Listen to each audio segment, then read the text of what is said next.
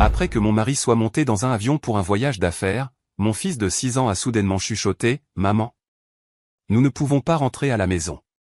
Ce matin, j'ai entendu papa préparer quelque chose de mal contre nous. Alors nous nous sommes cachés. J'ai paniqué quand j'ai vu.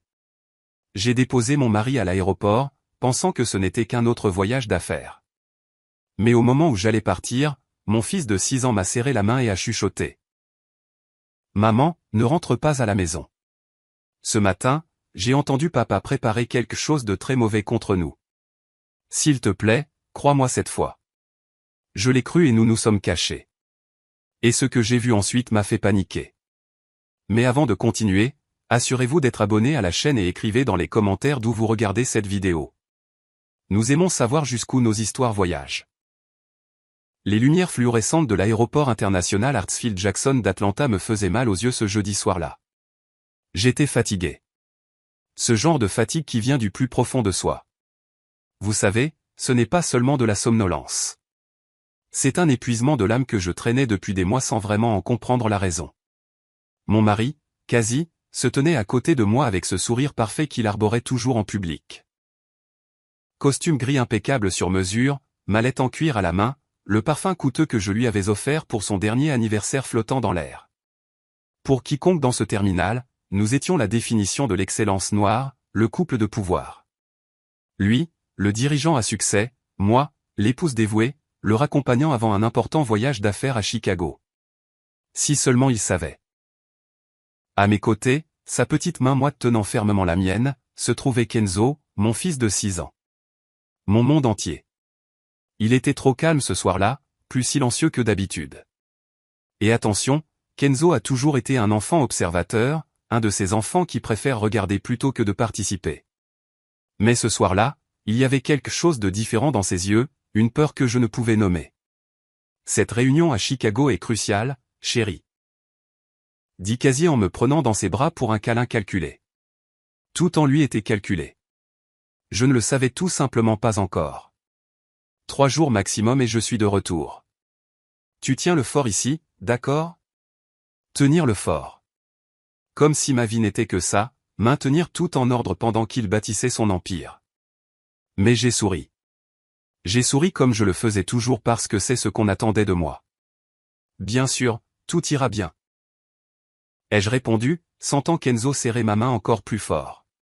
Kazi s'accroupit devant notre fils. Il posa ses 2 mains sur les épaules de Kenzo de cette manière qu'il avait toujours de faire quand il voulait paraître comme le père parfait. Et toi, petit homme, tu prends soin de maman pour moi. D'accord? Kenzo ne répondit pas. Il hocha simplement la tête, les yeux fixés sur le visage de son père. Ce regard. C'était comme s'il mémorisait chaque détail, chaque trait, comme s'il voyait Kazi pour la toute dernière fois. J'aurais dû le remarquer. J'aurais dû sentir que quelque chose n'allait pas à ce moment précis. Mais on ne remarque jamais les signes quand ils viennent des gens qu'on aime, n'est-ce pas? On pense connaître la personne. Qu'après 8 ans de mariage, rien ne peut nous surprendre. Comme j'étais naïve. Kazi embrassa le front de Kenzo, puis le mien. Je vous aime tous les deux. À bientôt. Et puis il se retourna, attrapa son bagage à main et se dirigea vers le point de contrôle de la TSA. Kenzo et moi sommes restés là, figés au milieu de cette foule d'adieux et de retrouvailles, à le regarder disparaître. Quand je ne pus finalement plus voir Kazi, je pris une profonde inspiration. Allez, mon grand. Rentrons à la maison. Ma voix sortit lasse. Je voulais juste rentrer à notre maison de Buckhead, enlever ces talons inconfortables que j'avais portés pour jouer le rôle, et peut-être regarder quelque chose à la télévision jusqu'à ce que le sommeil m'emporte. Nous avons commencé à marcher le long du long hall de l'aéroport, nos pas résonnant sur le sol poli. Kenzo était encore plus silencieux maintenant, et je pouvais sentir la tension dans son petit corps à travers la main qui tenait la mienne. Tout va bien, mon cœur? Tu es très silencieux aujourd'hui. Il ne répondit pas immédiatement. Nous avons continué à marcher, dépassant les boutiques fermées, les écrans de vol, les gens pressés avec leurs valises à roulettes. Ce n'est que lorsque nous sommes arrivés près de la sortie, lorsque les portes vitrées automatiques étaient déjà en vue, qu'il s'est arrêté. Il s'est arrêté si brusquement que j'ai failli trébucher. Kenzo, qu'est-ce qui ne va pas? C'est alors qu'il m'a regardé. Et mon Dieu, je n'oublierai jamais ce regard. C'était de la pure terreur. Le genre de peur qu'un enfant de 6 ans ne devrait même pas connaître. Maman, murmura-t-il, la voix tremblante. Nous ne pouvons pas rentrer à la maison. Mon cœur fit un bond étrange dans ma poitrine. Je m'accroupis devant lui, tenant ses petits bras. Qu'est-ce que tu veux dire, chérie? Bien sûr que nous rentrons à la maison. Il est tard. Tu dois dormir, non? Sa voix sortit plus forte, désespérée. Quelques personnes tournèrent la tête pour nous regarder. Il déglutit difficilement et continua, maintenant dans un murmure urgent. Maman, s'il te plaît, nous ne pouvons pas rentrer. Crois-moi cette fois, s'il te plaît. Cette fois. Ces 2 mots faisaient mal parce que c'était vrai.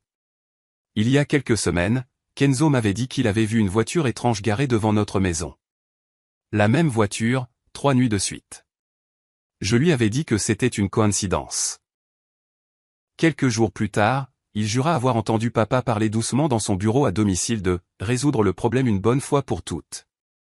Je lui avais dit que c'était des affaires, qu'il ne devait pas écouter les conversations des adultes. Je ne l'avais pas cru. Et maintenant, il me suppliait, des larmes commençant à se former dans ses yeux bruns profonds.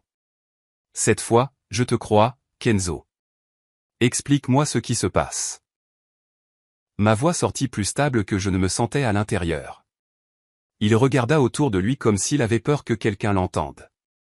Puis il me tira par le bras, me faisant me pencher encore plus près de lui et me chuchota à l'oreille. Ce matin, très tôt, je me suis réveillé avant tout le monde. Je suis allé chercher de l'eau et j'ai entendu papa dans son bureau. Il était au téléphone. Maman, il a dit que ce soir, pendant que nous dormirions, quelque chose de mal allait se produire. Qu'il devait être loin quand ça arriverait. Que nous ne serions plus sur son chemin. Mon sang se glaça. Kenzo, tu es sûr? Tu es sûr de ce que tu as entendu? Il hocha la tête désespérément. Il a dit qu'il y avait des gens qui allaient s'en occuper. Il a dit qu'il allait enfin être libre. Maman, sa voix. Ce n'était pas la voix de papa. C'était différent. Effrayant. Mon premier réflexe fut de nier. De dire que c'était son imagination, qu'il avait mal compris, que Quasi ne ferait jamais. Mais ensuite, je me suis souvenu de choses. De petites choses que j'avais ignorées. Quasi augmentant sa police d'assurance vie il y a 3 mois, disant que c'était juste une précaution pour la richesse générationnelle. Quasi insistant pour que je mette tout, la maison de Buckhead, la voiture, même notre compte d'épargne joint, uniquement à son nom. Ça aide avec les impôts, chérie. Quasi se mettant en colère quand j'ai mentionné que je voulais retourner travailler. Ce n'est pas nécessaire, Hera. Je m'occupe de tout. Les appels étranges auxquels il répondait enfermé dans son bureau, les voyages de plus en plus fréquents, et cette conversation que j'avais surprise par hasard il y a 2 semaines alors que je le croyais endormi. Il murmurait au téléphone. Ouais, je connais le risque, mais il n'y a pas d'autre moyen. Ça doit avoir l'air accidentel. À ce moment-là, je m'étais convaincu que c'était à propos du travail, d'un investissement risqué. Mais si ce n'était pas le cas? Je regardais Kenzo, ce visage terrifié, les larmes qui coulaient, les mains tremblantes, et je pris la décision la plus importante de ma vie. D'accord, mon fils, je te crois. Le soulagement qui envahit son visage fut instantané mais de courte durée. Alors, qu'est-ce qu'on va faire? Bonne question. Mon cerveau tournait à plein régime. Si Kenzo avait raison, et que chaque cellule de mon corps commençait à crier qu'il avait raison, rentrer à la maison était une condamnation à mort. Mais où aller? Chez qui? Tous nos amis étaient aussi les amis de Quasi. Faisant partie du même cercle social. Ma famille vivait en Caroline du Nord. Et si je me trompais, si tout cela n'était qu'un terrible malentendu? Mais si ce n'était pas le cas? Allons à la voiture, décidai-je. Mais nous n'entrerons pas dans la maison. Nous allons regarder de loin, juste pour être sûr. D'accord? Kenzo hocha la tête. Je lui repris la main et nous nous dirigeâmes vers le parking. Mon cœur battait si fort que je pouvais entendre le sang pulser dans mes oreilles. Chaque pas semblait peser une tonne. L'air frais de la nuit me frappa lorsque nous sortîmes. Le parking était faiblement éclairé avec seulement quelques voitures éparpillées. La nôtre était dans un coin, un SUV argenté que Quasi avait insisté pour acheter l'année dernière. Une voiture sûre pour ma famille, avait-il dit. Sûre. Quelle amère plaisanterie. Nous sommes montés. J'ai bouclé la ceinture de Kenzo, puis la mienne. Mes mains tremblaient tellement qu'il m'a fallu 3 essais pour démarrer le moteur. Maman. La voix de Kenzo était petite sur la banquette arrière. Oui, chérie. Merci de m'avoir cru. Je regardais dans le rétroviseur. Il était recroquevillé sur le siège, serrant le sac à dos dinosaure qu'il emportait partout. Je te croirai toujours, mon fils. Toujours. Et à ce moment-là, j'ai réalisé que j'aurais dû le dire plus tôt. J'aurais dû l'écouter dès le début. J'ai conduit en silence. Je ne suis pas allé directement à notre allée. Au lieu de cela, j'ai pris une route secondaire à travers le quartier, trouvant une place dans une rue parallèle qui offrait une vue sur notre maison à travers les arbres sans que nous soyons facilement vus. Je me suis garé dans un endroit sombre entre 2 grands chênes. De là, nous pouvions voir notre maison. Tout semblait normal. Les lampadaires illuminaient le trottoir, notre pelouse bien entretenue, le porche où Quasi et moi prenions le café le dimanche, la fenêtre de la chambre de Kenzo avec les rideaux de super-héros qu'il avait choisis. La maison. Ou du moins, c'est ce que je pensais que c'était. J'ai coupé le moteur et les lumières. Obscurité totale. Silence total, sauf pour notre respiration. Et maintenant, on attend, ai-je chuchoté. Kenzo n'a rien dit. Il a juste continué à regarder par la fenêtre, les yeux fixés sur la maison. Et nous avons donc attendu, ne sachant pas que dans moins d'1 heure, tout ce que je pensais savoir sur ma vie allait s'effondrer. L'horloge du tableau de bord indiquait 22h17 quand j'ai commencé à me demander si je n'étais pas complètement ridicule. J'étais là, caché dans une rue sombre avec mon fils de 6 ans, espionnant ma propre maison comme dans un mauvais film. Quelle mère fait ça? Quelle femme soupçonne son propre mari? De quoi exactement? Je ne pouvais même pas formuler la pensée complète dans ma tête. C'était trop absurde. Quasi ne m'avait jamais levé la main dessus, n'avait jamais crié sur Kenzo. C'était un père présent, un pourvoyeur. Mais était-ce un mari aimant? La question est venue de nulle part et m'a prise au dépourvu. Quand m'avait-il regardé pour la dernière fois avec une affection sincère?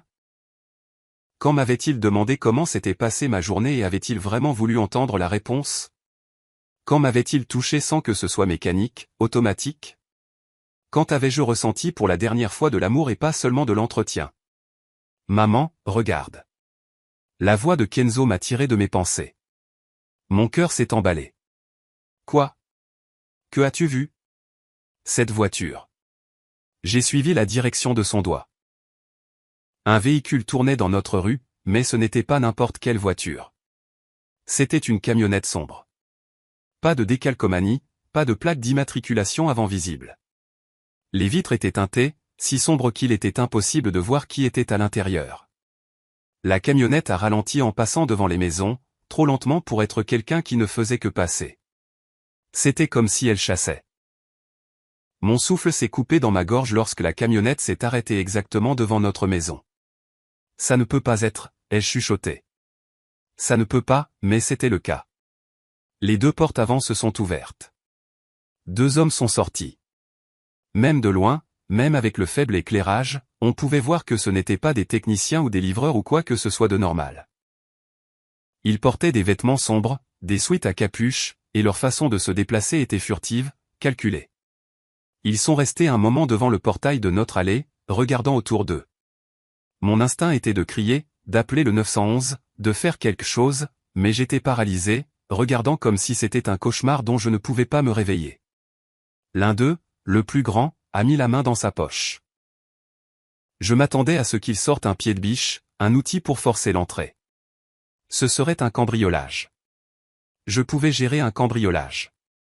Je pouvais appeler la police, déposer un rapport, passer à autre chose. Mais ce qu'il a sorti de sa poche a fait s'effondrer mon monde. Une clé. Il avait une clé de notre maison. Maman. La voix de Kenzo tremblait. Comment ont-ils une clé? Je ne pouvais pas répondre. J'étais trop occupé à essayer de ne pas vomir. L'homme a déverrouillé la porte d'entrée comme s'il était chez lui. Pas de forçage, pas d'effraction, il l'a simplement déverrouillée. Seules 3 personnes avaient une clé de notre maison. Moi, Quasi, et la clé de rechange qui se trouvait dans son bureau, dans le tiroir du bureau qui était toujours verrouillé.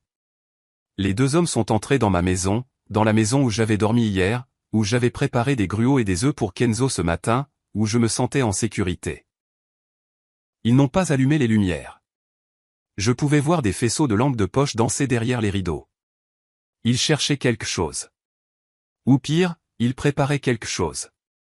Je ne sais pas combien de temps je suis resté assise là, figée, à regarder. Ça aurait pu être 5 minutes ou 50. Le temps avait perdu son sens. Tout ce qui existait, c'était cette vision. 2 étrangers à l'intérieur de ma maison avec des clés que seul mon mari aurait pu leur donner. Puis je l'ai senti. Au début, j'ai cru que je l'imaginais, mais elle est devenue plus forte. Une odeur chimique, âcre, de l'essence. « Maman, c'est quoi cette odeur ?» a demandé Kenzo. Et c'est là que j'ai vu de la fumée.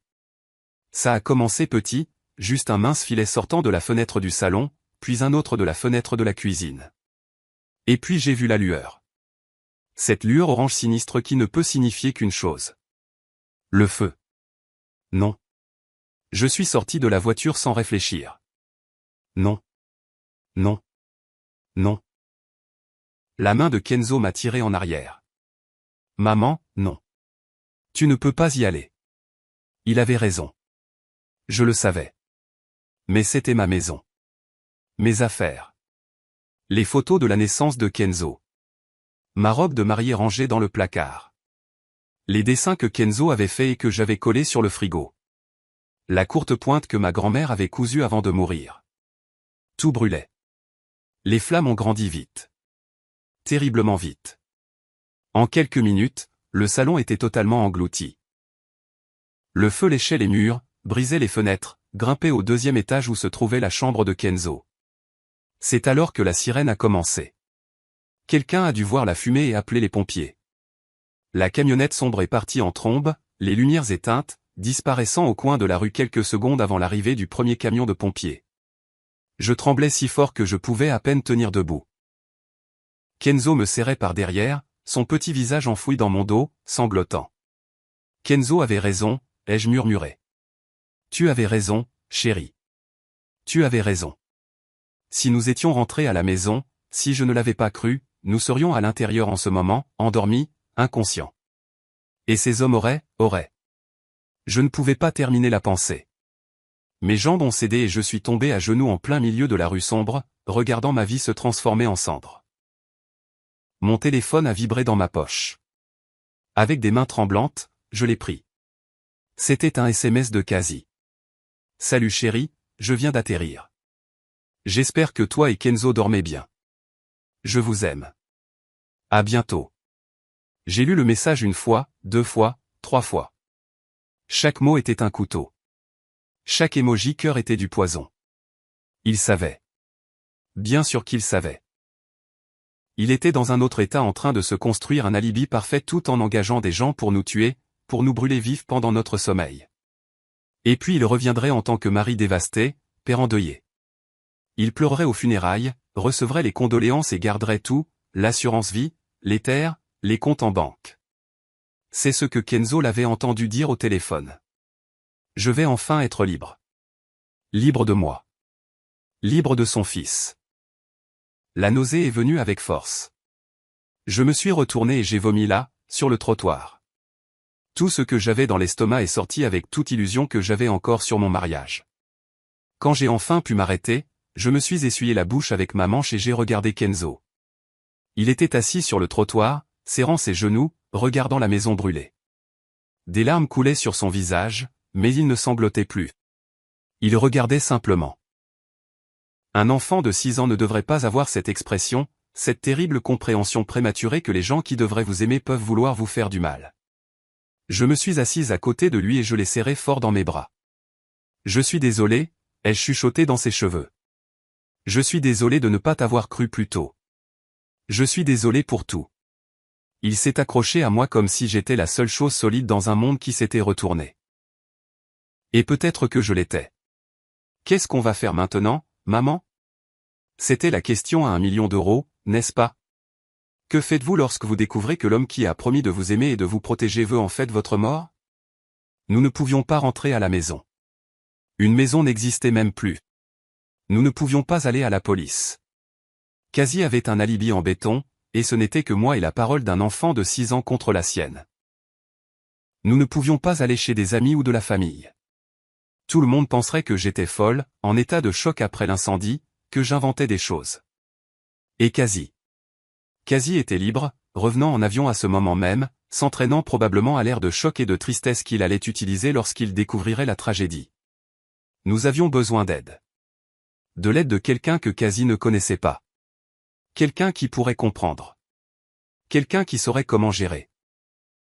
Quoi? Une tentative de meurtre, un complot. C'est alors que je me suis souvenu de mon père, grand-père Langston. Avant son décès il y a 2 ans, il m'avait donné une carte. C'était un jour difficile, juste après le diagnostic de son cancer. Il m'a appelé dans sa chambre d'hôpital, m'a pris la main et m'a dit, « Aïra, je ne fais pas confiance à ce mari à toi. Je ne l'ai jamais fait. Si un jour tu as besoin d'aide, d'une vraie aide, trouve cette personne. » La carte portait un nom, Zunara Okafor, avocate, et un numéro de téléphone. À l'époque, j'avais été offensé. Comment mon père pouvait-il ne pas faire confiance à Quasi? Quasi, qui était si attentionné avec lui, qui lui rendait visite à l'hôpital, qui payait les meilleurs médecins. Mais maintenant je comprenais. Mon père avait vu quelque chose que je refusais de voir, et il m'avait laissé une issue. J'ai repris mon téléphone. La batterie était à 23%. Je devais prendre une décision rapide. Kenzo, tu te souviens de cette carte que grand-père m'a donnée? Celle que j'ai gardée dans mon portefeuille? Il a hoché la tête. Je vais appeler la personne dessus. Elle va nous aider. Du moins, je l'espérais. Avec des doigts tremblants, j'ai composé le numéro. 3 sonneries, 4. Ça allait tomber sur la messagerie vocale quand une voix de femme, rauque mais ferme, a répondu, « Allô, cabinet Okafor. » Madame. Madame Okafor, je m'appelle Aïra. Aïra Vance. Vous ne me connaissez pas, mais mon père? Mon père était Langston Vance.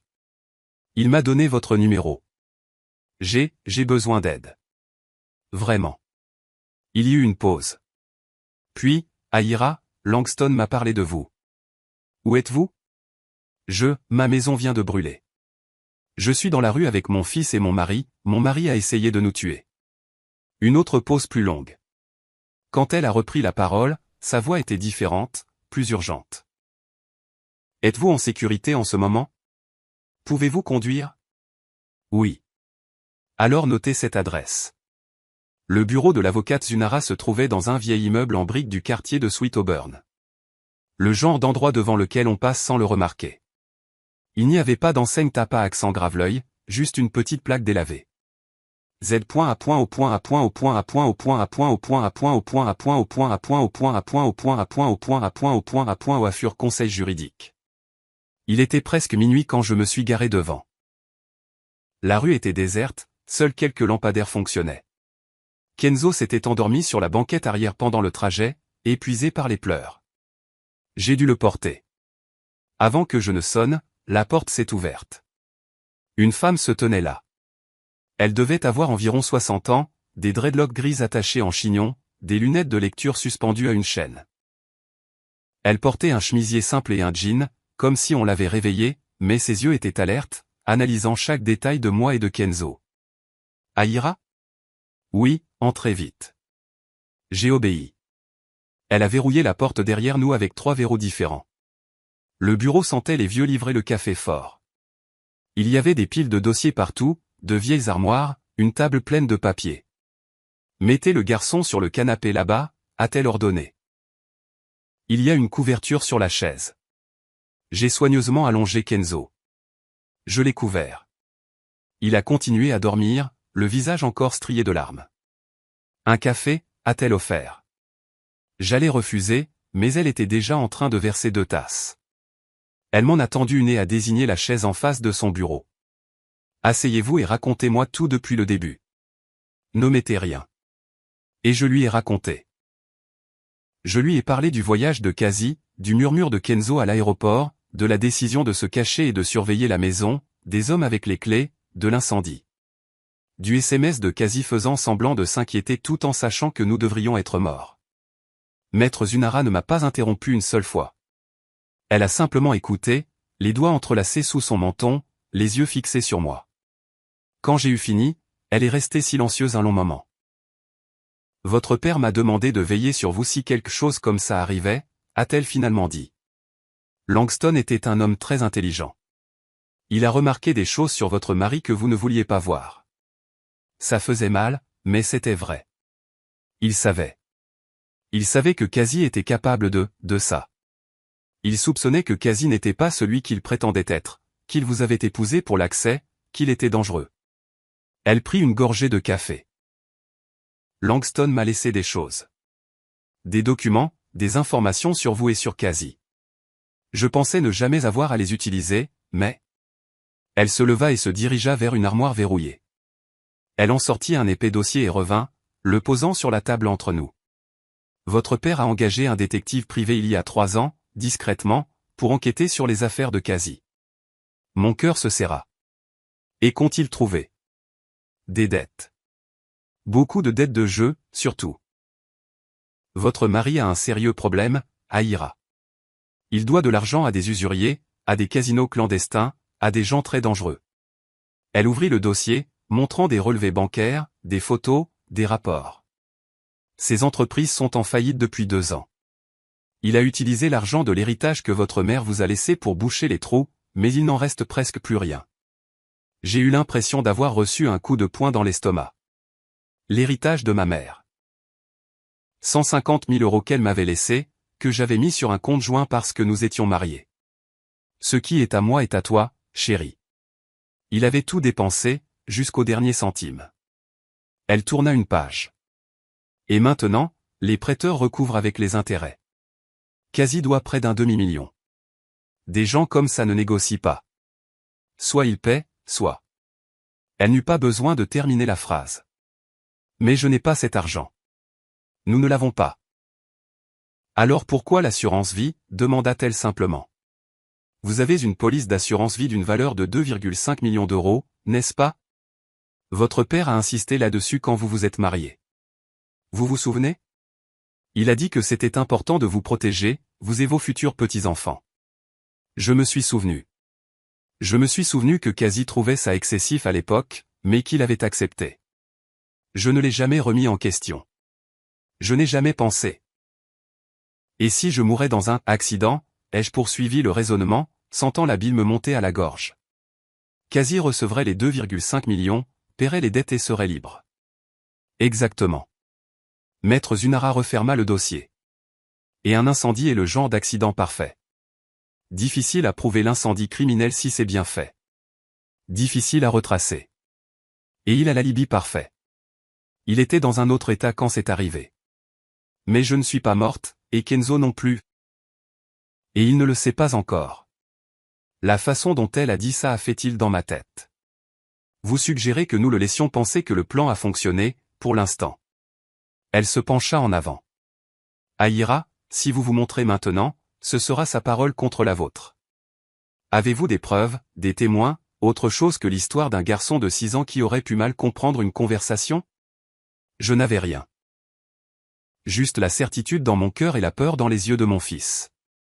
Mais qu'en est-il des hommes qui ont brûlé la maison? La police ne va-t-elle pas enquêter? Ils le feront, et sans piste, ils pourraient conclure à un accident.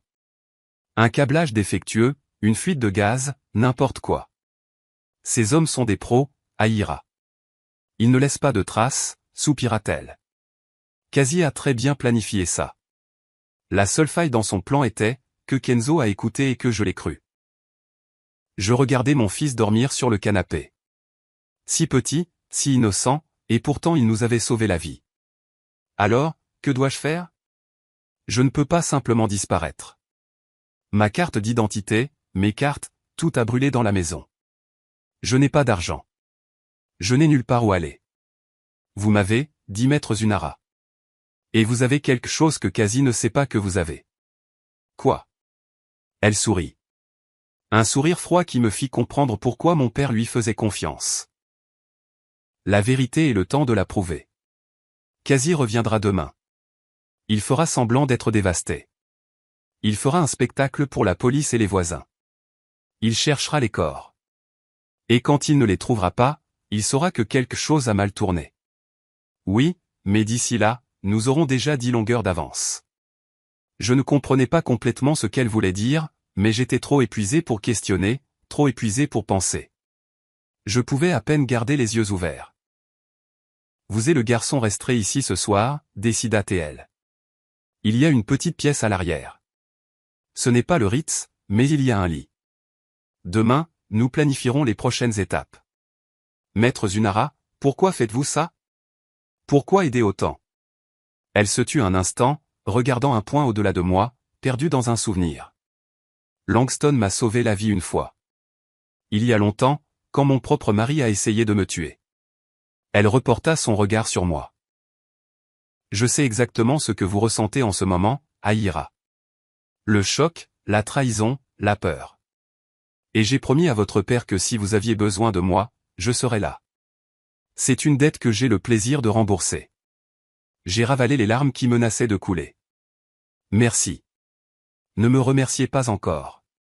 Le jeu ne fait que commencer. J'ai dormi peut-être 3 heures, mais j'ai eu l'impression que c'était 3 minutes. Je me suis réveillé avec Kenzo me secouant, effrayé, demandant où nous étions. Il m'a fallu quelques secondes pour me souvenir, et quand je l'ai fait, la réalité s'est abattue sur moi comme un seau d'eau glacée. Mon mari a essayé de me tuer. Peu importe combien de fois je me répétais ça dans ma tête, ça semblait toujours irréel, surréaliste, comme un cauchemar dont j'allais me réveiller à tout moment. Mais ce n'était pas le cas. Et les nouvelles du matin l'ont prouvé. Maître Zunara a frappé à la porte de la petite pièce à 7 heures. Allumez la télévision. Chaîne 2. C'était là. Flash info. Un violent incendie détruit une maison de luxe à Buckhead. Le sort de la famille est inconnu. Ils ont montré la maison, ou ce qu'il en restait. Juste des murs noircis et des décombres fumants. Les pompiers travaillaient encore, fouillant les débris. Et puis ils l'ont montré, quasi sortant d'un Uber au milieu du chaos avec une expression que je reconnaissais. Celle qu'il utilisait lorsqu'il répétait des discours importants devant le miroir. Inquiétude calculée. Horreur mesurée. Ma femme, mon fils. Pour l'amour de Dieu, que quelqu'un me dise qu'il n'était pas là-dedans, a-t-il crié à la caméra, aux policiers, à quiconque voulait bien l'écouter. La journaliste a expliqué qu'il était en voyage d'affaires, venait d'atterrir et était venu directement sur les lieux. Un mari désespéré à la recherche de sa famille disparue. A-t-elle narré avec cette voix grave de présentatrice de journal. Je sentis Kenzo se rétrécir à côté de moi. Il ment, a murmuré mon fils. Il fait semblant de s'inquiéter. Et c'était le cas. On pouvait le voir si on regardait de près. La façon dont il vérifiait les angles de caméra avant de s'effondrer en larmes. Comment ses yeux étaient secs même avec les mains couvrant son visage. Comment il a demandé au chef des pompiers, « Avez-vous déjà trouvé les corps ?»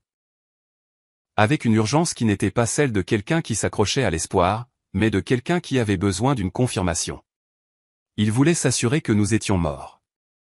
Maître Zunara a éteint la télévision. Il cherchera les corps toute la journée. Quand il ne les trouvera pas, il commencera à se douter.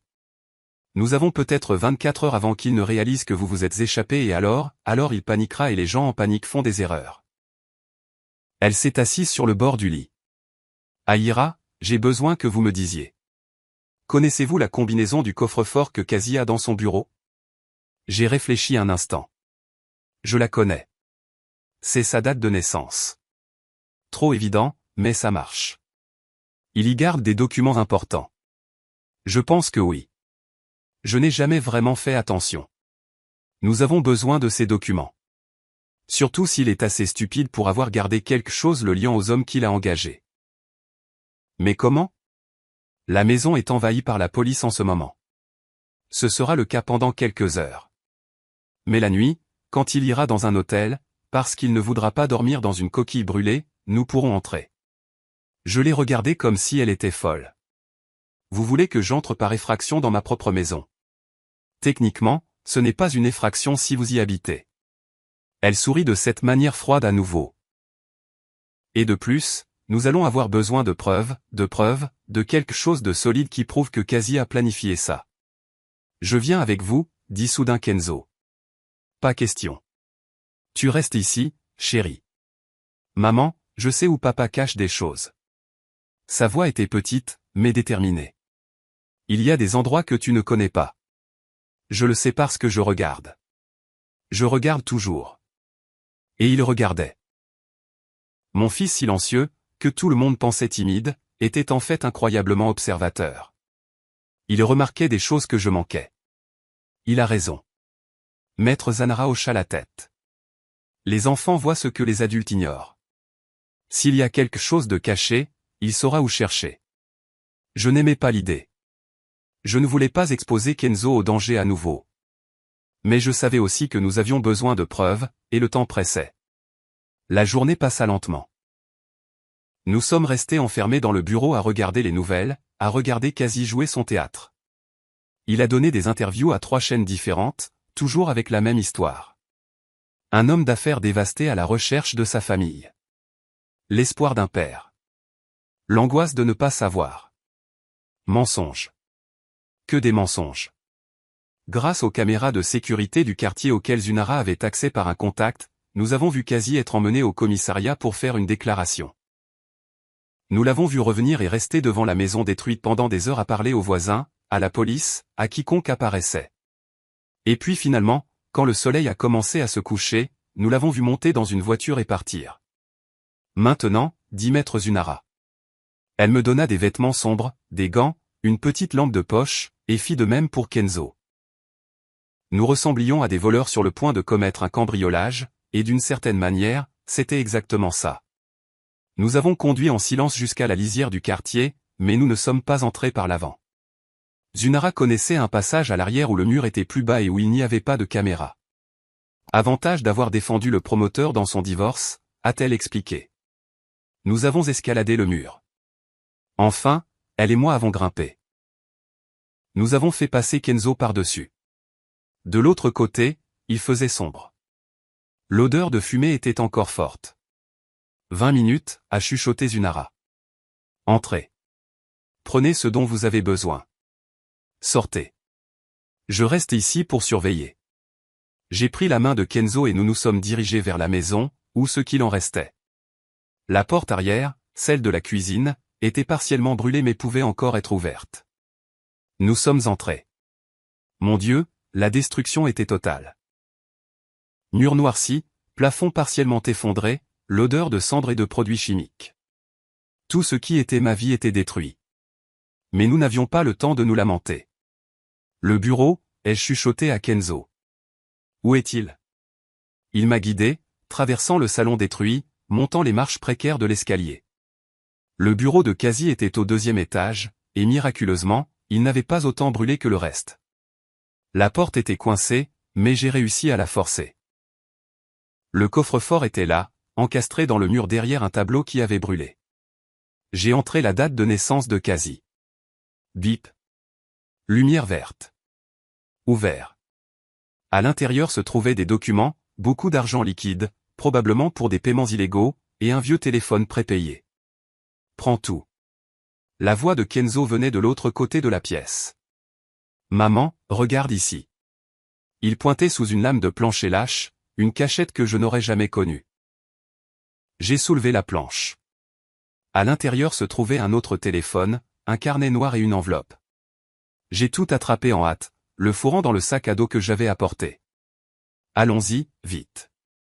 Nous étions presque à la porte quand nous avons entendu des voix en bas. Tu es sûr qu'il n'y a personne ici? Ouais. La police a déjà libéré le site. On vérifie juste une dernière fois. Mon sang se glaça. J'ai regardé Kenzo. Il était pâle. Nous ne pouvions pas descendre. Qui que ce soit, il bloquait notre seule sortie. J'ai attrapé Kenzo et nous nous sommes faufilés dans le placard du bureau. Mon cœur battait si fort que j'étais sûr qu'il nous entendrait. À travers la fente de la porte du placard, je pouvais voir des faisceaux de lampes de poche monter les escaliers. 2 hommes, pas la police. J'ai reconnu les voix. C'étaient les mêmes hommes qui avaient mis le feu. Le patron a dit de vérifier si le travail était terminé, dit l'un d'eux. Voix grave, accent du sud. On dirait qu'ils n'ont pas encore trouvé de corps. Impossible. Le feu était assez chaud pour que rien ne reste. Peut-être qu'ils les ont déjà emmenés à la morgue. Mieux vaut s'en assurer. Vérifie les chambres. J'ai entendu des pas se séparer, l'un se dirigeant vers la chambre principale, l'autre venant dans notre direction. La porte du bureau s'est ouverte. Kenzo m'a serré la main si fort que ça faisait mal. Je me suis mordu la lèvre pour ne pas faire de bruit. L'homme est entré, balayant la pièce avec sa lampe de poche. Elle s'est arrêtée sur le coffre-fort ouvert. Yo, Marcus, viens voir ça. L'autre type est apparu. Qu'est-ce qui se passe? Le coffre est ouvert. Il n'était pas comme ça quand on est parti. Tu es sûr? Absolument. On n'a même pas touché au coffre, on a juste allumé le feu et on est parti. Silence tendu. Quelqu'un est venu ici, a conclu celui qui s'appelait Marcus. Récemment. La poussière autour est dérangée. Tu penses que ce sont les flics? Les flics ne volent pas d'argent liquide. Et regarde, il y a de petites empreintes. Il a pointé la lampe de poche vers le sol. Trop petite pour être un adulte. Mon estomac se noie. Un gamin, dit lentement le premier homme. Tu crois? Je crois qu'on a un problème. Marcus sortit un téléphone de sa poche. J'appelle le patron. Il doit savoir. Je ne pouvais pas le permettre. S'il appelait quasi, s'il lui disait que quelqu'un était venu, que nous étions peut-être en vie. Mais que pouvais-je faire? J'étais enfermé dans un placard avec mon fils de 6 ans, sans armes, piégé. C'est alors que j'ai entendu le cri. Il venait de l'extérieur. Un cri de femme, fort, plein de terreur. C'était quoi, ça? Marcus a dévalé les escaliers. L'autre homme a suivi. Je n'ai pas perdu de temps. J'ai pris Kenzo et j'ai couru. J'ai descendu les escaliers si vite que j'ai failli trébucher. La porte arrière était ouverte. Ils ont dû entrer par là. Nous avons couru vers le mur. Tsunara était là, haletante. C'est toi qui as crié, ai-je demandé en l'aidant à sauter le mur. Il fallait que je les fasse sortir de là. Ça a marché? Oui. Je lui ai montré le sac à dos. J'ai tout pris. Nous avons couru jusqu'à sa voiture garée à 2 rues de là. Ce n'est que lorsque nous avons été à l'intérieur, les portes verrouillées, le moteur en marche et que nous nous sommes éloignés que j'ai pu respirer. Ces hommes ont vu que quelqu'un a touché au coffre, ai-je dit. Ils le diront à Quasi. Excellent. Je l'ai regardée comme si elle était folle. Qu'est-ce que tu veux dire, excellent? Maintenant, il saura que vous êtes en vie. Il saura que vous avez les preuves. Il paniquera. Elle sourit en conduisant. Et les gens en panique font des choses stupides. Je ne sais pas si j'étais d'accord avec sa logique, mais j'étais trop épuisé pour discuter. De retour au bureau, nous avons vidé le sac à dos sur le bureau. Documents, téléphone, argent, le carnet noir. Tsunara a pris le carnet en premier, l'a ouvert, a commencé à lire, et plus elle lisait, plus son sourire s'élargissait. Bingo, a-t-elle murmuré. Qu'est-ce que c'est? Votre mari est-il méticuleux ou juste stupide? Probablement les deux. Elle tourna le carnet vers moi. Regardez ça. Date, montant, non. Il a documenté chaque centime qu'il a emprunté, à qui et quand il devait payer. Il a même des notes sur les conversations avec les usuriers. J'ai parcouru les pages. Tout y était, chaque dette, chaque menace qu'il avait reçue. Et puis sur les dernières pages, solution finale. Assurance vie d'Aïra 2,5 millions. L'accident doit paraître naturel. Contactez Marcus. Service 50 000 €, la moitié d'avance. Date, 2 novembre. C'était aujourd'hui, ou plutôt c'était hier, il a tout noté, ai-je chuchoté, incrédule. Pourquoi quelqu'un ferait-il ça? Assurance, a expliqué Tsunara. Si quelque chose tournait mal, il pourrait l'utiliser comme levier contre les gars qu'il a engagés, prouver qu'ils étaient impliqués aussi. Elle a pris l'un des téléphones.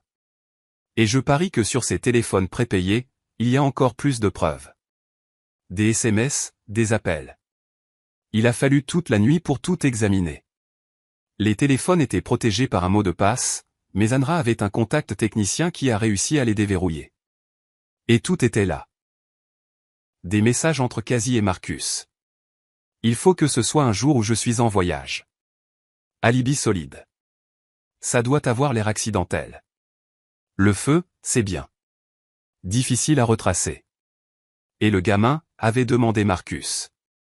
On ne peut laisser personne derrière, avait écrit froidement Cassie, parlant de tuer notre fils comme s'il s'agissait d'un détail mineur, d'un inconvénient à résoudre. J'ai senti la haine grandir en moi, une haine froide et acérée. Je n'étais plus la femme qui s'était mariée en croyant avoir trouvé l'amour. J'étais une mère protégeant son enfant. Et les mères sont dangereuses lorsque leurs enfants sont menacés. Est-ce que c'est suffisant pour l'arrêter, ai-je demandé. Assez pour l'arrêter, le condamner et jeter la clé, a confirmé Zunara. Mais nous devons le faire correctement. Si nous remettons ça à la mauvaise police, Cassie a assez d'argent et de relations pour le faire disparaître, ou pire, pour vous faire disparaître. Alors, que faisons-nous? Elle réfléchit un instant. Je connais un détective honnête. Le détective Hightower. Homicide, incorruptible. Si nous lui présentons l'affaire avec toutes ses preuves, Cassie n'aura nulle part où fuir. Quand? Demain matin. Mais avant ça. Elle a regardé son téléphone. Votre mari a déjà essayé de vous appeler cette fois au cours de la dernière heure et a envoyé 15 SMS. J'ai pris mon téléphone. Il était en silencieux, mais l'écran s'est allumé avec notification après notification. Aïra, pour l'amour de Dieu, où es-tu, chérie? Je suis désespéré. S'il te plaît, réponds-moi.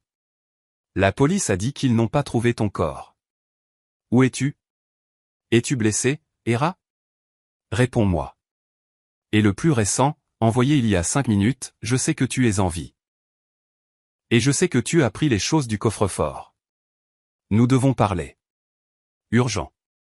Le masque était tombé. Il sait, ai-je dit. Parfait. Répondez-lui. Quoi? Vous êtes folle? Répondez-lui. Dites-lui que vous voulez le rencontrer dans un lieu public demain matin. Pourquoi? Zunara sourit. Ce sourire que j'avais appris à craindre et à admirer en même temps. Parce que nous allons lui donner une chance de se pendre lui-même. Je tape la réponse avec des doigts tremblants. Centennial Olympic Park, près de la fontaine. Demain, 10h. Viens seul. La réponse de Cassie est arrivée en quelques secondes. J'y serai, Aïra. Nous devons parler. Les choses ne sont pas comme tu le penses. Les choses ne sont pas comme tu le penses. Comme si j'étais la folle de l'histoire, comme si je n'avais pas vu 2 hommes incendier ma maison avec mes propres clés. Parfait, dit Zunara. Demain matin, vous le rencontrez. Mais vous ne serez pas seul. Elle a expliqué le plan. C'était risqué, peut-être insensé, mais ça pouvait marcher. Le détective Hightower a accepté d'aider quand elle a appelé et expliqué la situation. Il mettrait des agents en civil dans le parc, des micros, des caméras. Tout ce dont nous avions besoin, c'était de faire avouer Cassie. Il n'avouera jamais en sachant qu'il pourrait être enregistré, ai-je objecté. Il n'a pas besoin d'avouer avec des mots, a-t-elle répondu. Il a juste besoin d'agir. Et les hommes désespérés agissent toujours. Cette nuit-là, je n'ai pas pu dormir. Je n'arrêtais pas d'imaginer la rencontre, ce que je dirais, comment je regarderais dans les yeux de l'homme qui avait essayé de me tuer et faire semblant de normalité. Kenzo dormait à côté de moi, enfin en paix après des jours de terreur.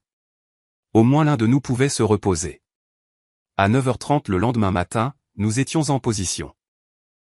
Moi, assise sur un banc du Centennial Park, portant une veste avec un micro intégré. Kenzo en sécurité au bureau avec Zunara regardant tout via un flux que la police avait installé. Le détective Hightower et son équipe dispersés dans le parc, déguisés en touristes, en vendeurs de hot-dogs, en promeneurs de chiens. Et puis j'ai vu Cassie. Il est arrivé ponctuellement à 10h. Il portait des vêtements froissés, probablement les mêmes que la veille, des cernes profonds sous les yeux, la barbe non rasée. Pour la première fois depuis que je l'avais rencontré, il avait l'air humain, vulnérable. Mais je connaissais la vérité. Il m'a vu et a pratiquement couru. Aïra, Dieu merci, tu vas bien. Il a essayé de me serrer dans ses bras. J'ai reculé. ne me touche pas.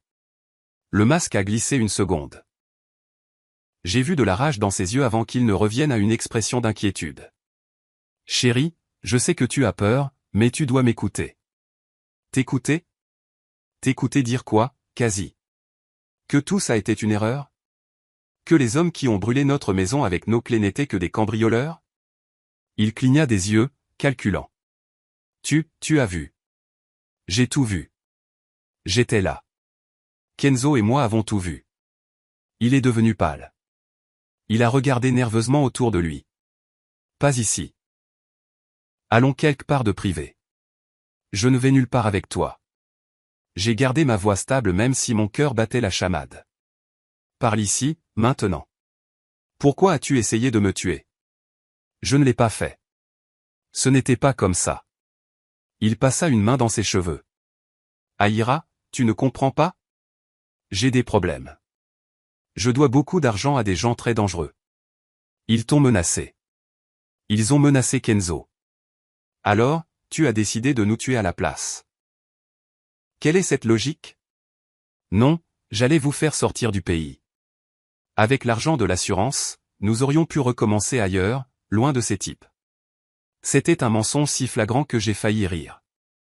Tu parles de l'assurance qui ne paie que si je meurs? Il s'est figé. Il a réalisé son erreur. Aïra. Il a changé de tactique. Sa voix est devenue menaçante. Tu as pris des choses de mon coffre-fort. J'ai besoin que tu me les rendes, maintenant. Le carnet noir, la preuve que tu as tout planifié. Tu ne comprends pas ce que tu fais. Si tu donnes ça à la police, je tombe. Et si je tombe, les types à qui je dois de l'argent s'en prendront à toi. D'une manière ou d'une autre, tu n'es pas en sécurité. Mais au moins, ce ne sera pas toi qui essaieras de me tuer. La rage a finalement explosé. Tu as toujours été si naïve. Tu crois que je t'ai épousée pourquoi? Par amour? Tu n'étais qu'une fille gâtée avec l'argent de papa. C'était juste pour ça. Ça faisait mal, même en sachant que c'était vrai. Ça faisait mal de l'entendre. Et Kenzo, notre fils, aussi juste par intérêt? Le morveux, cracha-t-il les mots. Il a toujours été bizarre, trop silencieux, à tout regarder. Un gamin anormal. Et là, c'était la vraie haine. Ce n'était pas seulement pour l'argent. Il nous méprisait vraiment. C'est alors que j'ai entendu la voix du détective Hightower dans mon oreille. Nous en avons assez. Intervenez, l'équipe. Soudain, les touristes se sont levés. Les vendeurs ont abandonné leurs chariots. Tout le monde a convergé vers Quasi avec des badges en main. Quasi Vance, vous êtes en état d'arrestation. Son visage a traversé 5 émotions en 3 secondes. Choc, confusion, rage, peur et enfin acceptation. Il avait perdu. Mais avant qu'il ne puisse le menotter, il a fait quelque chose que personne n'attendait. Il a couru. Il a sprinté à travers le parc, bousculant les gens, sautant par-dessus les bancs. La police s'est lancée à sa poursuite, mais il avait une longueur d'avance et courait dans ma direction. Je n'ai pas eu le temps de réagir. Il m'a attrapé, a sorti quelque chose de sa ceinture, un couteau, et l'a pressé contre mon cou. Personne ne bouge, a-t-il crié. Sa voix était méconnaissable. Ou je la tue. Je jure que je la tuerai. Le détective Hightower s'est arrêté à 10 pieds de distance, les mains en l'air. Calmez-vous, Quasi. Vous n'avez pas à faire ça. Bien sûr que si. Elle a tout gâché. Tout. La lame s'est pressée plus fort. J'ai senti un filet de sang couler. Mon cerveau est passé en mode panique, mais je me suis souvenu de Kenzo. Mon fils qui regardait tout. Je ne pouvais pas le laisser me voir mourir. Quasi, ai-je dit, en essayant de garder ma voix calme. Tu ne vas pas faire ça. Ne me dis pas ce que je vais faire ou ne pas faire. Tu ne vas pas le faire parce que tu es un lâche. Tu l'as toujours été. J'ai légèrement tourné la tête, le regardant dans les yeux. Les lâches ne tuent pas en regardant quelqu'un dans les yeux. Ils engagent d'autres personnes. Et même là, tu as échoué. Le couteau tremblait dans sa main. Et dans cette seconde d'hésitation, quelque chose s'est produit. Un coup de feu. Pas pour tuer, pour neutraliser. Un tireur d'élite que je n'avais même pas vu a touché la main de Kazi. Le couteau est tombé. Il a crié de douleur. Et en quelques secondes, il était au sol, menotté, entouré d'officiers. Je suis tombé à genoux, tremblante. Le détective Hightower m'a aidé à me relever. Ça va. C'est fini. Mais ça ne me semblait pas fini. Rien ne semblait réel. J'ai regardé Kazi être traîné jusqu'à la voiture de police. Il criait, donnait des coups de pied, menaçait. Ça ne se termine pas ici, Hera. Tu vas payer. Tu vas payer. Vide. Toutes ces menaces étaient vides maintenant. Le procès de Kazi fut rapide. Avec toutes les preuves, le carnet, les téléphones, les enregistrements de notre rencontre, le témoignage des hommes qu'il avait engagés qui avaient conclu un accord de plaidoyer, il n'y avait pas de défense. Ils ont essayé de plaider la folie passagère, ont essayé de dire qu'il avait été contraint par les usuriers, ont tout essayé. Ça n'a pas marché. Kazi a été condamné à 25 ans de prison fédérale, tentative de meurtre, incendie criminel, fraude à l'assurance. La liste était longue. Je ne suis pas allé à la condamnation. Je ne voulais plus jamais voir son visage. Mais une araille est allée. Elle m'a envoyé un texto quand le verdict est tombé. Justice est faite. Justice. Les mots semblaient étranges parce qu'il ne semblait pas juste que 8 ans de ma vie aient été un mensonge. Il ne semblait pas juste que mon fils doive grandir en sachant que son propre père voulait le tuer. Mais au moins, nous étions vivants et libres. Au cours des mois suivants, j'ai dû tout reconstruire. Littéralement tout. Documents, identité, compte bancaire, maison. J'ai eu accès à l'argent de l'assurance habitation. Ironique, puisque Kazi l'avait brûlé pour obtenir un autre paiement d'assurance. Ce n'était pas une fortune, mais c'était suffisant pour recommencer. Zanra m'a aidé avec toute la paperasse. Plus que ça, elle est devenue une amie. Peut-être la première vraie amie que j'ai jamais eue. Votre père savait que j'allais avoir besoin de vous un jour, lui ai-je dit un après-midi en buvant du thé dans le nouvel appartement que j'avais loué à Decatur. Comment savait-il pour Kazi? L'intuition d'un père.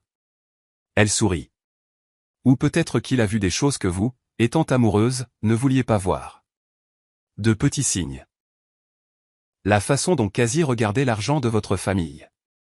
Comment il posait des questions sur les héritages. À quel point il était irrité quand vous parliez de travailler. Elle avait raison. Les signes avaient toujours été là. C'est moi qui avais choisi de les ignorer. Kenzo allait en thérapie. Au début, il ne voulait pas parler de ce qui s'était passé, mais avec le temps, lentement, il a commencé à s'ouvrir. Le thérapeute a dit qu'il était résilient. Les enfants sont plus forts qu'on ne l'imagine. Mais même fort, il faisait des cauchemars. Se réveillait en hurlant, disant qu'il y avait du feu, qu'il ne pouvait pas sortir, que son papa arrivait. Ces nuits-là, je restais avec lui, je le tenais, je lui fredonnais les chants gospel que je lui chantais quand il était bébé, et lentement il se rendormait. Maman, m'a-t-il demandé une nuit quelques mois après le procès. Est-ce que tu aimes toujours papa? La question m'a prise au dépourvu. Pourquoi tu demandes ça? Parce qu'il a été méchant. Vraiment méchant. Mais c'est toujours mon papa et je ne sais pas si c'est mal de le regretter parfois. Mon cœur s'est brisé. Je l'ai serré fort dans mes bras. Ce n'est pas mal, chérie. Il est ton père. Et la partie de lui que tu connaissais, la partie qui jouait à la balle avec toi, qui t'emmenait au parc, cette partie semblait réelle, ou du moins tu croyais qu'elle l'était. Et il n'y a pas de problème à regretter ça. Mais il a essayé de nous faire du mal. Il a essayé. Et c'était horrible et impardonnable. Mais tes sentiments sont les tiens. Tu peux regretter le père que tu pensais avoir et être toujours en colère contre ce qu'il a fait. Les deux choses peuvent exister ensemble. Il est resté silencieux un moment, puis a chuchoté, « Je t'ai sauvé, n'est-ce pas, maman? Tu nous as sauvés. Tu m'as sauvé, et tu t'es sauvé toi-même. Tu es mon héros, Kenzo. » Il sourit. Un petit sourire, mais sincère.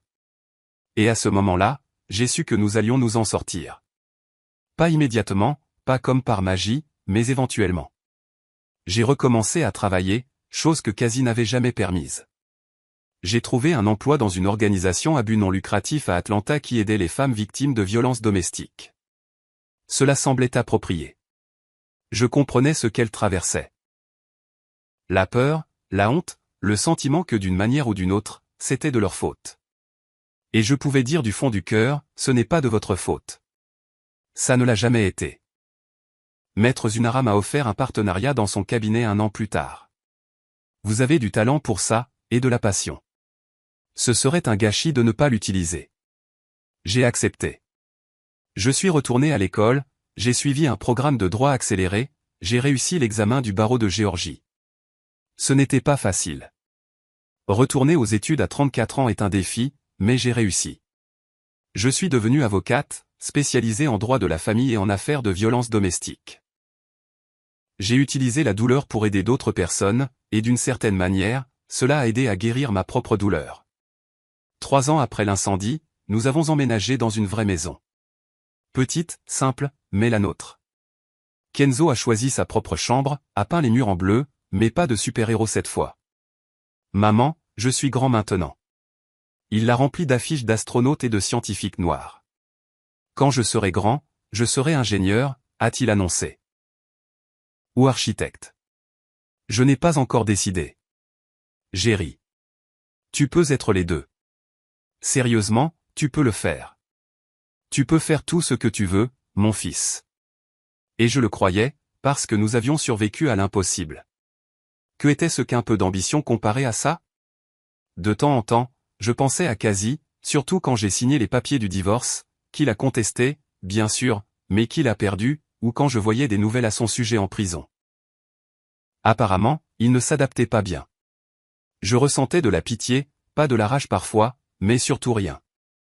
Il était devenu sans importance, une note de bas de page dans mon histoire, pas le chapitre principal. La vie a continué. Kenzo a grandi. J'ai grandi avec lui. J'ai réappris à faire confiance.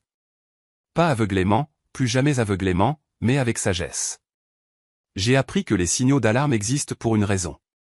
Que écouter son intuition n'est pas de la paranoïa. Et j'ai appris que parfois, les personnes que nous aimons le plus sont celles qui peuvent nous blesser le plus. Mais j'ai aussi appris que nous pouvons y survivre et même grandir. Aujourd'hui marque les 5 ans de cette nuit à l'aéroport. 5 ans depuis que Kenzo a chuchoté, ne rentre pas à la maison, et a changé nos vies pour toujours. Je suis assise sur le porche de notre maison en train de boire un café. Kenzo, qui a maintenant 11 ans, est dans le salon en train de faire ses devoirs. C'est samedi, mais il aime prendre de l'avance sur son travail. Maman, crie-t-il, est-ce que je peux aller chez Malik après le déjeuner? Tu peux, mais sois de retour avant 18 heures. D'accord. Je souris à mon café. Il a des amis maintenant. De bons amis. Il a cessé d'être ce garçon silencieux et effrayé. Il est toujours observateur. Il le sera toujours. Mais il rit aussi, il joue, il vit comme tout enfant devrait vivre. Mon téléphone sonne. C'est Zunara. Ou plutôt, Tati Z. Nous avons laissé tomber les formalités il y a longtemps. Bonjour.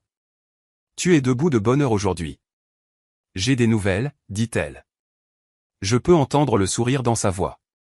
Tu te souviens de cette affaire que nous avons prise le mois dernier, Madame Johnson? Je me souviens. 40 ans, mari violent, 3 enfants, pas d'argent pour partir. Nous l'avons fait. Ordonnance de protection accordée. Elle et les enfants sont déjà en sécurité au refuge. Je ferme les yeux, sentant cette chaleur dans ma poitrine. C'est bien. C'est vraiment bien. C'est pour ça qu'on fait ça, non? Pour ces moments. Oui. Nous raccrochons et je reste là à penser au nombre de femmes que nous avons réussi à aider au fil des ans. Au nombre d'enfants que nous avons sauvés. Pas de manière aussi dramatique que Kenzo et moi avons été sauvés, mais sauvés néanmoins de relations toxiques, de violences, de situations sans issue. Nous avons transformé notre tragédie en but. Maman. Kenzo apparaît à la porte moustiquaire. Je peux te demander quelque chose? Toujours. Il s'assoit sur la chaise à côté de moi. Il est plus grand maintenant, il grandit trop vite à mon goût. Bientôt, il sera plus grand que moi. Es-tu heureuse? La question me prend par surprise. Je le suis. Pourquoi tu demandes? Il hausse les épaules. Je voulais juste savoir. À cause de tout ce qui s'est passé.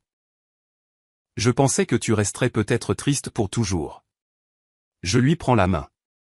Elle n'est plus si petite. J'ai été triste pendant un certain temps. Oui. Et je suis encore triste parfois quand je me souviens.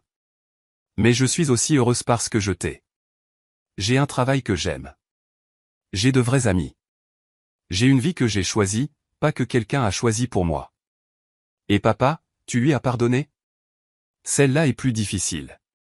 Je ne sais pas si je lui ai pardonné. Pardonner ne veut pas dire oublier ou dire que tout va bien. C'est peut-être plus comme laisser aller, ne plus porter ce poids.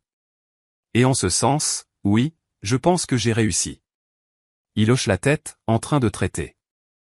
Je pense que moi aussi. Je ne pense pas beaucoup à lui. Juste parfois quand je me souviens comment c'était avant, mais ensuite je me souviens que ce n'était pas réel. Et ça devient plus facile. Quelle sagesse pour un enfant de 11 ans. Mais Kenzo n'a jamais été un enfant ordinaire. Il a grandi trop vite, a vu trop de choses, mais il a survécu. Et plus que ça, il s'est épanoui. Je t'aime tellement. Tu le sais, dis-je en le serrant dans mes bras. Je sais. Je t'aime aussi, maman. Il me serre en retour, puis se dégage. Je peux retourner à mes devoirs? Il ne me reste que les maths. Vas-y, il rentre à l'intérieur et je reste là, sur le porche, à regarder le soleil se lever dans le ciel de Géorgie. Je pense à quel point la vie est étrange. Il y a 5 ans, je perdais tout, ou je pensais que je perdais tout. La maison, le mariage, la sécurité. Mais en fait, je gagnais quelque chose de plus important. La liberté. La liberté d'être moi-même, de prendre mes propres décisions, de construire une vie basée sur la vérité, pas sur de jolis mensonges. Et oui, ça fait mal. Parfois, ça fait encore mal. Il y a des nuits où je me réveille en sueur, en rêvant d'incendie. Il y a des jours où je vois de loin un homme qui ressemble à Kazi, et mon cœur s'emballe. Le traumatisme ne disparaît pas complètement. On apprend à vivre avec. Mais on apprend aussi qu'on est plus fort qu'on ne l'imagine. Qu'on peut survivre à l'inimaginable. Qu'on peut renaître de ses cendres. Littéralement dans mon cas. Mon téléphone vibre à nouveau. Un message du groupe de soutien que je coordonne pour les survivantes. Merci pour la réunion d'hier. Pour la première fois, j'ai senti que je ne suis pas seul. Je réponds, vous ne l'avez jamais été et vous ne le serez jamais. Nous sommes dans le même bateau. C'est à cause de ces messages que je fais ce que je fais. Parce que je sais ce que c'est que de se sentir seul, piégé, sans issue. Et je sais ce que c'est que de trouver une main tendue quand on en a le plus besoin. Comme mon père me l'a donné quand il m'a laissé la carte de Zunara. Comme Zunara me l'a donné quand elle m'a accueilli. Comme Kenzo me l'a donné quand il a eu le courage de parler. Même en étant si petit. On ne se sauve pas seul. On a besoin les uns des autres. Et maintenant, je redonne. Je tends la main à d'autres femmes qui sont là où j'étais. Et je les élève. Le soleil est complètement levé maintenant. Un nouveau jour, une nouvelle chance. Je me lève, je rentre dans la maison. Kenzo est à table, concentré sur les chiffres. Il ne remarque pas quand je m'approche et que je lui embrasse le sommet de la tête. Maman, proteste-t-il, mais il sourit. J'essaie de me concentrer ici. Désolé, je ne te dérangerai plus. Je vais à la cuisine pour commencer le déjeuner. Quelque chose de simple. Des spaghettis à la sauce à la viande. Le plat préféré de Kenzo. Pendant que je remue la sauce, je l'entends fredonner dans le salon. Fredonner. Un enfant qui a été témoin d'une tentative de meurtre, qui a perdu sa maison, qui a vu son père arrêté, il fredonne en faisant ses devoirs de maths. Si ce n'est pas de la résilience, je ne sais pas ce que c'est. Et ça me donne de l'espoir. L'espoir que peu importe ce que la vie nous réserve, nous pouvons survivre. Nous pouvons surmonter. Nous pouvons même être à nouveau heureux. Pas de la même manière, pas comme nous l'étions avant, mais d'une nouvelle manière. Plus fort, plus sage. Le minuteur du four sonne. Je l'éteins, je commence à servir les assiettes. Kenzo, c'est prêt. Il arrive en courant comme il le fait toujours quand il s'agit de manger. Il s'assoit à table avec ce grand sourire. Qu'est-ce qu'il y a pour le dessert? De la glace. Si tu manges toute ta nourriture d'abord. Je peux faire ça les yeux fermés. Nous rions, nous mangeons, nous parlons de la semaine, des projets pour le week-end, du projet de science qu'il fait à l'école. Des choses normales, une vie normale. Et c'est beau après tout. C'est beau d'avoir à nouveau cette normalité. Après le déjeuner, Kenzo va chez son ami. Je fais la vaisselle, je range la maison, je réponds à quelques emails professionnels. La routine. Une routine merveilleusement banale. L'après-midi, quand Kenzo revient, nous regardons un film ensemble, une animation idiote qui me fait rire. Il se plaint que c'est pour les enfants, mais il rit aussi. Et quand la nuit tombe, quand je le borde, malgré qu'il se plaigne qu'il est trop grand pour ça, il me serre fort dans ses bras. Maman. Oui. Merci. Pourquoi, chérie? De m'avoir cru ce jour-là à l'aéroport. Si tu ne m'avais pas cru. Mais je t'ai cru. Je crois en toi. Il sourit, s'installe dans le lit. Bonne nuit, maman. Bonne nuit, mon héros. J'éteins la lumière, je ferme la porte, et pour la première fois en 5 ans, je n'ai pas peur de demain. Parce que peu importe ce qui arrive, je sais que nous y ferons face ensemble et que nous survivrons, comme nous avons toujours survécu. Vous avez aimé l'histoire? Et de quelle ville l'écoutez-vous? Retrouvons-nous dans les commentaires. Si vous avez aimé l'histoire, vous pouvez me soutenir en envoyant un super merci pour que je puisse continuer à apporter plus d'histoires comme celle-ci. Merci beaucoup pour votre doux soutien. J'attends avec impatience vos commentaires sur l'histoire. N'oubliez pas de vous abonner. À bientôt dans la prochaine histoire de vie.